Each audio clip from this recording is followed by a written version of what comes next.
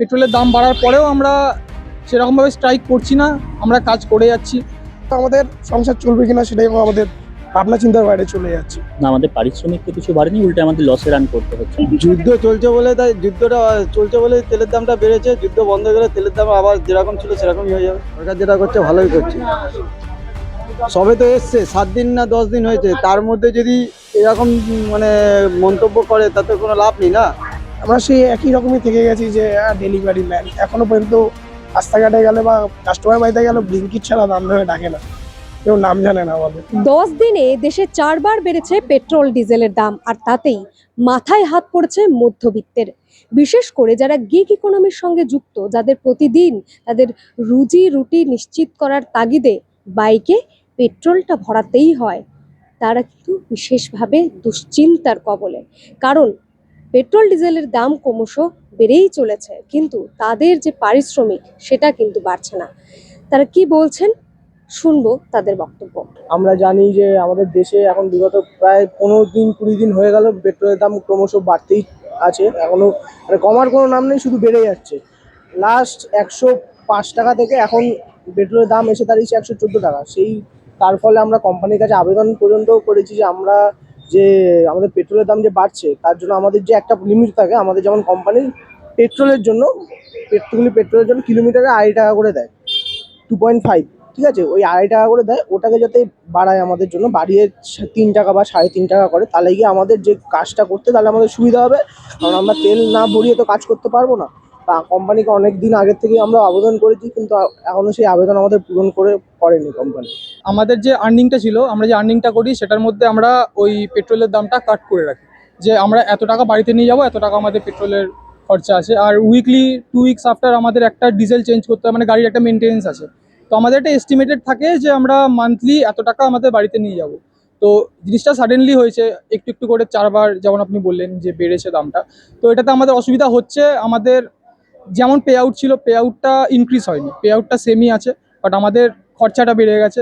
তো সেটা নিয়ে আমাদের চিন্তা আছে, বাট কিছু করার নেই, এখন করতে হচ্ছে। এই গরম বৃষ্টি যে কোনো সিচুয়েশন, আপনি উইন্টারের টাইমে এসেছিলেন তখন আপনি দেখেছেন আমরা ছিলাম, তো এখনও আছি। আমরা এটাই আশা করব যে পেট্রোলের দামটা তো আমাদের হাতে নেই বা এখানের কারোর হাতে নেই, বাট যে ইনফ্লেশনটা ঘটেছে সেটাতে চাই যে হাফ থেকে যে আমাদের টাকাটা পে আউটটা হচ্ছে সেটা একটু ইনক্রিজ হলে তাহলে আমাদের জিনিসটা আমরা মেকআপ করতে পারবো, ব্যালেন্স হয়ে যাবে।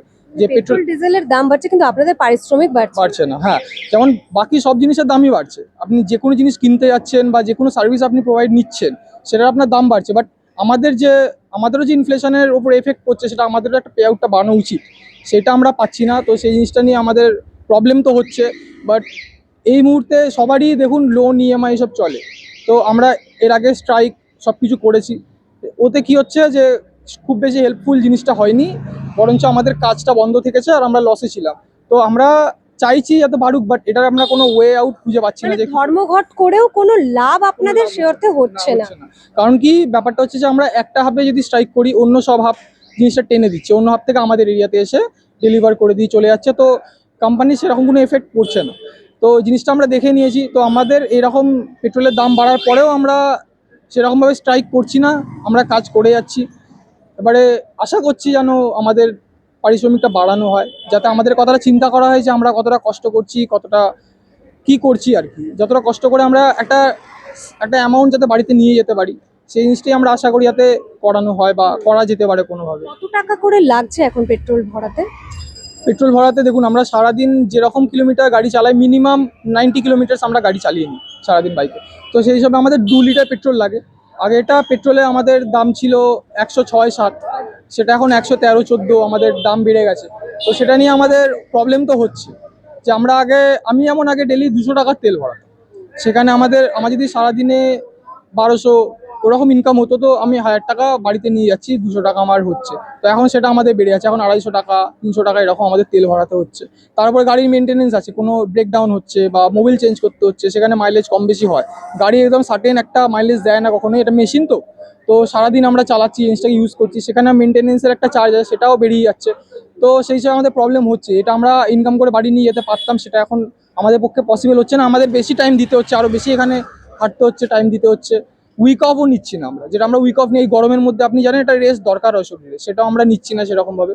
তো সেটাই আমরা সবাই মিলে মানে চেষ্টা করছি যাতে বাড়ানো হয়। আমরা বলি না এমন না, আমাদের গ্রুপ আছে ব্লিঙ্কিটের গ্রুপ, যেটা অফিসিয়ালদের সাথে আমাদের কথাবার্তা হয়, তো সেখানে আমরা বলছি, কিন্তু সেরকম কোনো হেল্পফুল জিনিস আমরা পাচ্ছি না। সবচেয়ে বড় সমস্যা হচ্ছে আমাদের যে মিনিমাম যে পে আউট, ঠিক আছে, এর আগেও আমরা আন্দোলন করেছিলাম, অনেক স্ট্রাইক করেছি, আমাদের তাও তেলের দাম বাড়ে, মানে আমাদের পে আউট বাড়ায়নি। তো তারপরে যে এই তেলের দাম যদি বেড়ে যায়, আমার তো ম্যাক্সিমাম বাইকে, এখানে ম্যাক্সিমাম যারা রাইডার আছে তারা সবাই বাইকেই কাজ করে, তো বাইকে তেলের দামই যদি বেড়ে যায় আর যদি পে আউট না বাড়ে, তাহলে বাড়িতে দিনের শেষে কিছু নিয়ে যেতে পারবো না। যখন এখন মনে হয় আমি লাস্ট মনে হয় আজকে তেল ভরলাম, আজকে মনে হয় 114 টাকা বা 15 টাকা এরকম দেখলাম।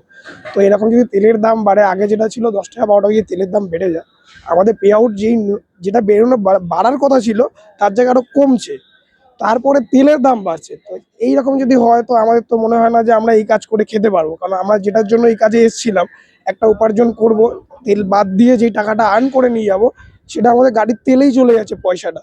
বাকি পয়সা যেটা আমাদের অ্যাডজাস্ট হচ্ছে, সেটা তো আমাদের সংসার চলবে কিনা সেটাই আমাদের ভাবনা চিন্তার বাইরে চলে যাচ্ছে। তো এই পরিস্থিতিতে আপনাদের কি দাবি? এই পরিস্থিতিতে দাবি তো আমাদের অনেকদিন ধরে একটাই, যে আমাদের মিনিমাম একটা যে পে আউট আছে তার থেকে একটু যদি বেশি দেওয়া হয়।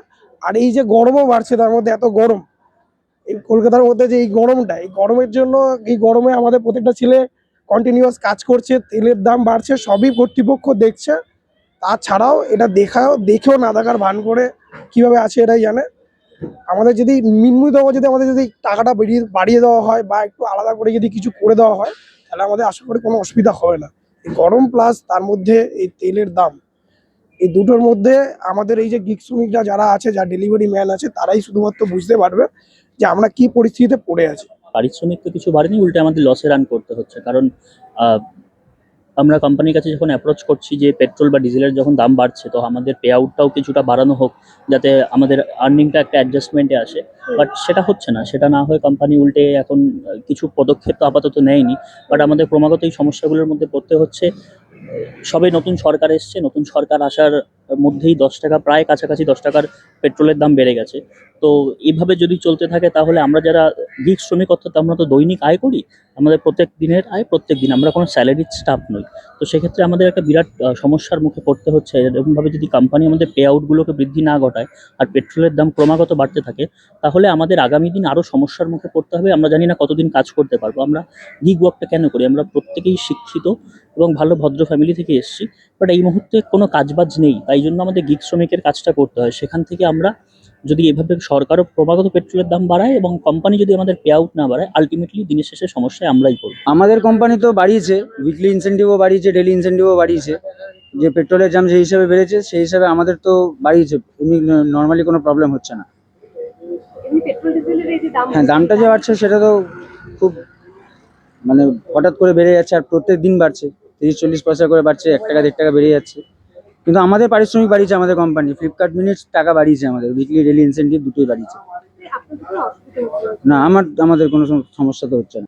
রেট তো কোম্পানি বাড়াচ্ছে না। একটা এরিয়া হিসাবে যে যতটা দূরে দিচ্ছে, একটা হয় কি, কালকের না পরশুদিন আমি একটা অর্ডার করলাম আমাদের রানীকুটি থেকে,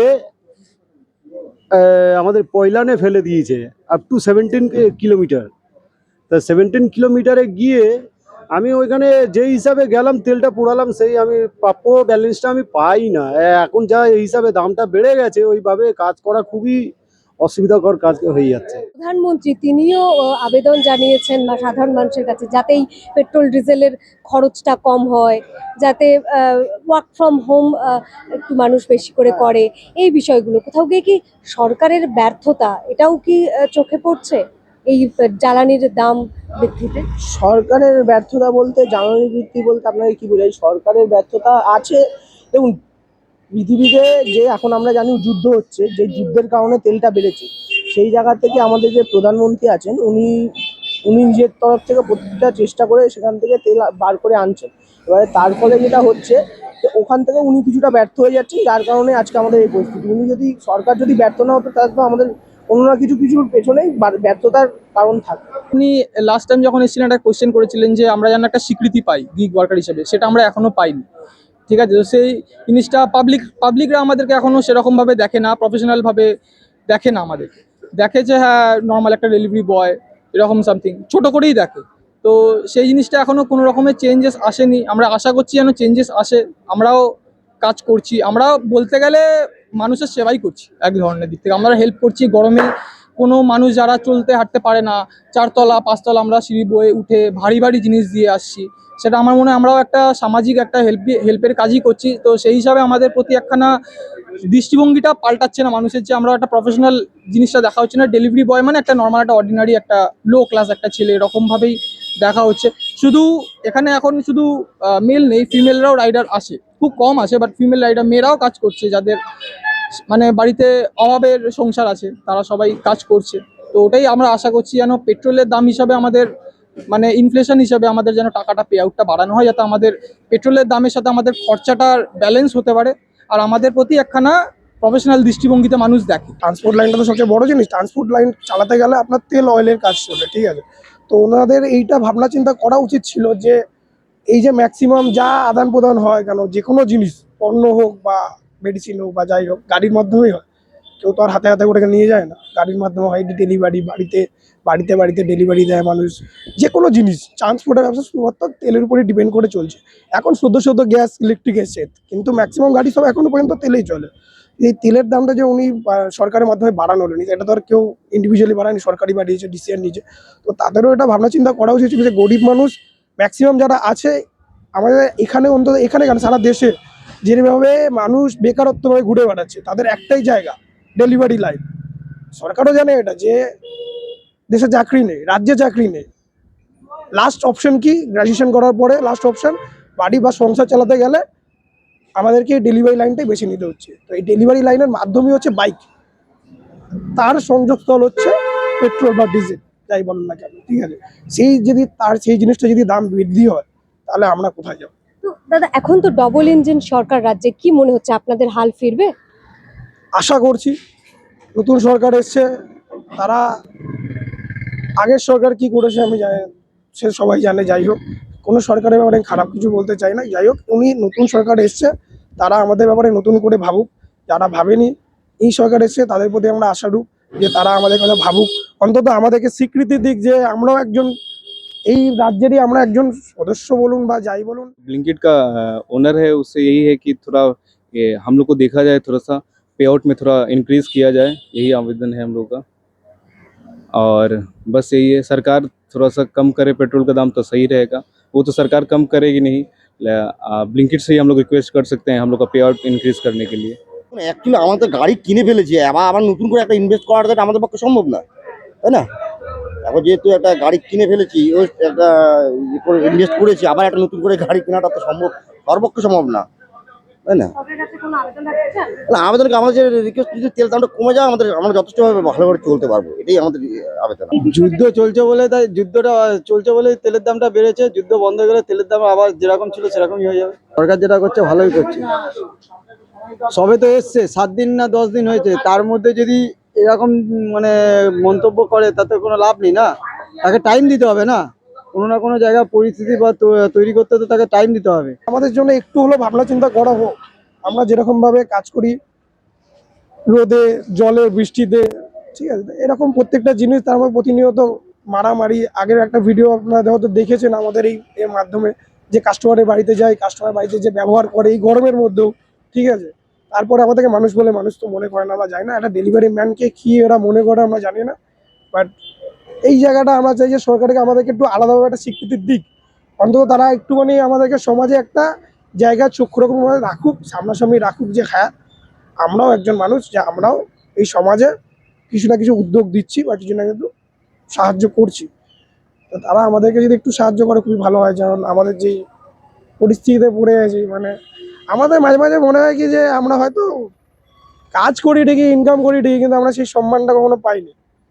আমরা সেই একই রকমই থেকে গেছি যে ডেলিভারি ম্যান। এখনো পর্যন্ত রাস্তাঘাটে গেলে বা কাস্টমার বাড়িতে গেলে ব্লিঙ্কিট ছাড়া নাম ধরে ডাকে না, কেউ নাম জানে না আমাদের।